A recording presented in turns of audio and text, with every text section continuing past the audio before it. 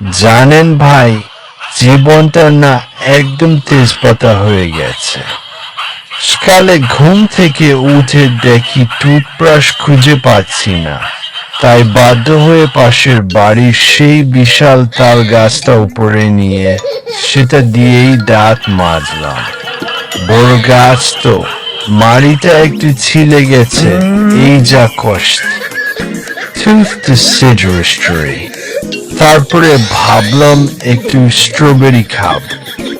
যেই ভাবা সেই কাজ, গ্যারেজ থেকে মালিকের সেই বিখ্যাত 4 চাকার স্পেশাল হেলিকপ্টারটা বের করলাম। আহা, পাকা রাস্তা দিয়ে যখন ওই চাকাওয়ালা হেলিকপ্টার চালিয়ে স্ট্রবেরি খেতে যাচ্ছিলাম, আমি কি আর একা? আমার সাথে আছে আরো 12-13 জনের এক দুর্ধর্ষ কমান্ডো বাহিনী। সবার হাতে নিরানি আর কাচি। Helicopter dashing away। কিন্তু হায় কপাল, স্ট্রবেরি খেতে গিয়ে দেখি মালিক কাচি দিয়ে সব পাতা ছেটে একেবারে ন্যাড়া করে দিচ্ছে। আর এই দৃশ্য দেখে পাশের বাড়ির লোকজন জানলা দিয়ে উঁকি মেরে আমাদের দেখে হাসাহাসি করছে। এখন পাতা ছাড়া স্ট্রবেরি গাছ দেখতে এমন লাগছে যেন রোদে দাঁড়িয়ে থাকা কোনো এক গরিবের ছাতা। Strawberry scissors. এত কষ্ট করে তাল গাছে দাঁত মেজে 12-13 জন বীর জওয়ান নিয়ে 2 চাকার হেলিকপ্টার ঠেলে স্ট্রবেরি খেতে আসলাম। শেষমেশ কপালে জুটলো শুধু ডাল আর কাচি। এর চেয়ে ওই তাল গাছ দিয়ে দাঁত না মেজে যদি কপালটা ঘষতাম, তাও বোধহয় শান্তি পেতাম। ও কি!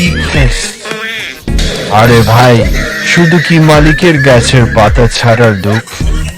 আসল দুঃখ তো শুরু হলো যখন আমি আর আমার ওই 12-13 জনের বিশাল কমান্ডো বাহিনী কাজে নামলাম। একটু চিন্তা করেন, সেই কাল থেকে আমরা সবাই মিলে ওইটুকু স্ট্রবেরি গাছের গোড়া পরিষ্কার করছি। কেউ বসে আছে, কেউ আধশোয়া হয়ে আছে, আর কেউ তো হাঁটু গেড়ে বসে কসরত করছে। কিন্তু হায় কপাল, আগাছা তো পরিষ্কার হলো না, উল্টো আমাদের সবার কোমর জ্যাম হয়ে গেল। Tired face. এখন দশা এমন হয়েছে যে আমাদের বাহিনীর কেউ আর সোজা হয়ে দাঁড়াতে পারছে না।